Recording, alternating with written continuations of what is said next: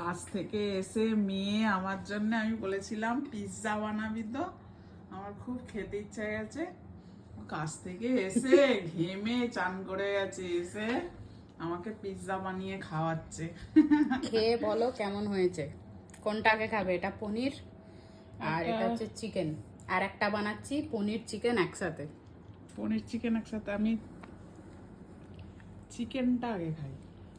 তুই আগে খাবি না আমি খাবো?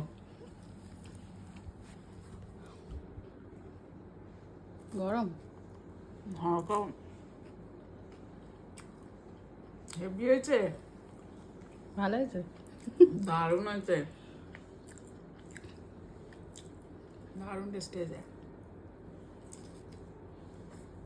আর ক্রিস্পিও হয়েছে, নরম সফট, দারুণ টেস্টি হয়েছে, ডোটা মেখেছিল হেভি, ওই জন্য হেভি হয়েছে।